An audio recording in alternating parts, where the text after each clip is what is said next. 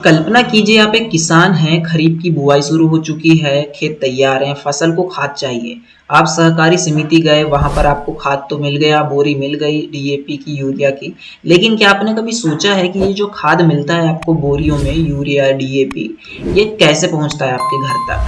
क्या यह सीधे फैक्ट्री से आता है? क्या यह भारत में बनता है या फिर किसी दूसरे देश में जहाज से भरकर आपके जो खेत तक है वो पहुंचता है? तो आज हम आपको दिखाएंगे यूरिया की पूरी यात्रा, प्राकृतिक गैस से लेकर किसान के खेत तक का पूरा सफर। ठीक है ना। भारत एक वैसे तो कृषि प्रधान देश है, आज भी देश की लगभग आधी से ज्यादा आबादी किसी न किसी रूप में खेती पर निर्भर है। ठीक है ना। ऐसे में फसल उत्पादन बढ़ाने के लिए उर्वरकों की भूमिका बहुत महत्वपूर्ण मानी जाती है। इन उर्वरकों में सबसे ज्यादा इस्तेमाल होने वाला है यूरिया, उसके बाद डीएपी। यूरिया में लगभग 40% नाइट्रोजन होती है, जो पौधों की बढ़वार के लिए बहुत फायदेमंद होती है। लेकिन सवाल अभी भी यही है कि इतना सारा यूरिया आखिर बनता कहाँ पर है? तो यूरिया बनाने की प्रक्रिया किसी खदान से शुरू नहीं होती है कि जैसे कि भाई सोने की खदान है या किसी भी खदान है तो लाए उसको कंपनी में प्रोसेस करे और मिल गया, नहीं। बल्कि इसकी शुरुआत होती है प्राकृतिक गैस से। जी हाँ, जो आपको डीजल पेट्रोल मिल रहा है वैसी प्रकार से जमीन से प्राकृतिक गैस निकाली जाती है। यूरिया का सबसे महत्वपूर्ण स्रोत है कच्चा माल यानी नेचुरल गैस, है ना। प्राकृतिक गैस से हाइड्रोजन निकलती है, आपको पता होगा। फिर हवा से नाइट्रोजन निकाली जाती है, जो हाइड्रोजन है उसी से नाइट्रोजन निकाली जाती है। इन दोनों को मिलाकर अमोनिया बनाई जाती है। ठीक है। एक तो प्राकृतिक गैस हो गया, उससे हाइड्रोजन बन रही H2 हो गया। फिर अपनी जो नॉर्मल हवा है उससे नाइट्रोजन निकाली जाती है। इन दोनों को मिलाकर एक गैस बनती है जिसका नाम है अमोनिया गैस।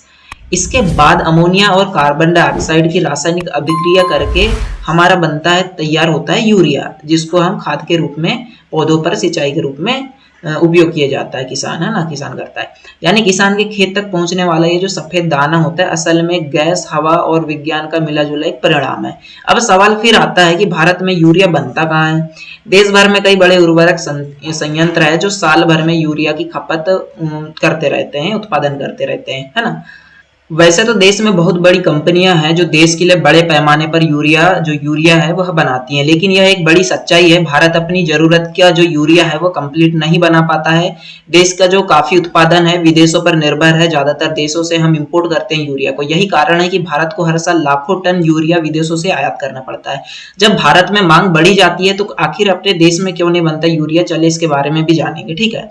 अब बात करते हैं तो जो यूरिया है किन किन देशों से हमारे देश में मंगाया जाता है। तो ओमान हो गया, कतर हो गया, सऊदी अरब हो गया, चाइना हो गया, रसिया हो गया, है ना, और यूनाइटेड अरब इमिरेट्स हो गए। इन देशों से जो आयात होता है हमारा यूरिया, अब यहाँ से विशाल जहाजों से यूरिया भरकर भारत के बंदरगाह तक पहुंचाया जाता है। जहाज पर बंदरगाह उतरते हैं, तब जाके हजारों टन जो यूरिया है उतरता है, गोदामों में जाता है।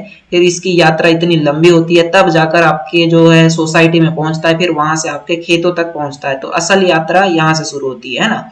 अब आपको पूरा प्रोसेस बताते हैं कि कैसे कैसे आता है। ये तो मैंने बता दिया, लेकिन आप डिटेल प्रोसेस हम जानने वाले हैं, है ना। फैक्ट्री और बंदरगाह से यूरिया को जो रेलवे है, रेलवे ट्रैक में भरा जाता है। एक एक ट्रेन में हवाई जहाजों, एक एक ट्रेन में हजारों टन का खाद होता है। ये देश भर के राज्यों में रवाना होती है ट्रेनें। रेलवे भारत की खाद्य आपूर्ति व्यवस्था की रीढ़ मानी जाती है भारत में।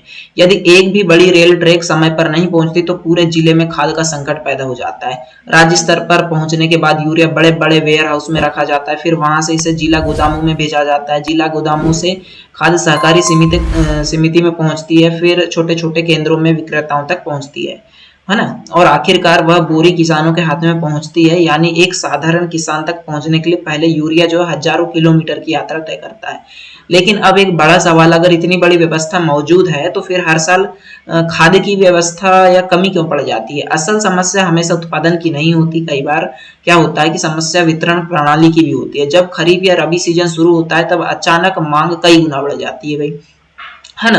तो ऐसे में कुछ क्षेत्रों में अस्थायी कमी देखने को मिल जाती है। दूसरी बड़ी समस्या है कालाबाजारी। कुछ जगहों पर यूरिया को जो है किसान के बजाय अन्य उद्योगों में बिचौलियों के रूप में यूज किया जाता है। जैसा जो जैसे जितने भी अपने देखे होंगे कच्चे जो दारू बनाने के ठेके होते हैं, शराब बनाने के, वहां भी यूरिया को, महुआ जो होता है या उनको गलाने के लिए यूरिया का बहुत ज्यादा उपयोग किया जाता है। तो ऐसा बिचौलिया इसमें बीच में कालाबाजारी करते हैं, है ना। कई कई जो बिचौलिए रहते हैं खाद स्टॉक से ज्यादा जमा कर लेते हैं, फिर बाद में उसे ऊंचे दामों पर बेच देते हैं जब इसकी कमी हो जाती है मार्केट में। यही वजह है कि सरकार लगातार निगरानी और छापेमारी पर अभियान चलाती रहती है। पिछले कुछ वर्षों में भारत सरकार ने इस समस्या को लेकर कई कदम उठाए। सबसे बड़ा कदम रहा नीम कोटेड यूरिया, है ना, यानी नीम कोटिंग के कारण यूरिया का औद्योगिक दुरुपयोग कम होता है। साथ ही किसानों को भी इसका फायदा मिलता है क्योंकि पौधे को नाइट्रोजन धीरे धीरे मिलती है। इसके अलावा सरकार ने बंद पड़े कई उर्वरक कारखानों को दोबारा शुरू कर दिया। गोरखपुर, बरौनी, रामागुंडम जैसे संयंत्रों को फिर से चालू किया। इससे देश का घरेलू जो उत्पादन है और जो आयात है उसमें कमी आई है कुछ हद तक की, है ना। अब भविष्य की बात करें तो भारत की आबादी बढ़ रही है, खाद्यान्न की जो है मांग बढ़ रही है, ऐसे में उर्वरकों की जरूरत पड़ेगी, है ना, कि उर्वरक की भी जरूरत बढ़ेगी। सरकार का लक्ष्य है कि देश में अधिक से अधिक यूरिया खुद बनाए और विदेशों पर निर्भर कम रहे, लेकिन इसके साथ साथ किसानों को संतुलित उर्वरकों का भी उपयोग करना चाहिए क्योंकि सिर्फ ज्यादा उर्वरक डालने से अच्छी खेती नहीं होती, मिट्टी का स्वास्थ्य उतना ही जरूरी है ना।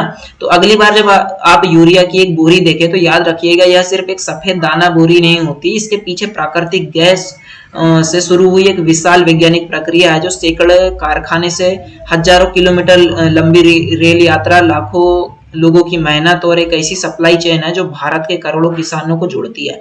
अगर यह व्यवस्था एक दिन भी रुक जाए तो देश की खेती पर सीधा असर पड़ सकता है। यही वजह है कि यूरिया सिर्फ एक खाद नहीं बल्कि भारत कृषि व्यवस्था की जीवन रेखा है। तो आज का वीडियो यहीं समाप्त होता है। अगर वीडियो पसंद आया होगा तो वीडियो को प्लीज लाइक कर दीजिएगा, चैनल को सब्सक्राइब कर दीजिएगा। मिलते हैं अगले वीडियो में। जय जवान जय किसान।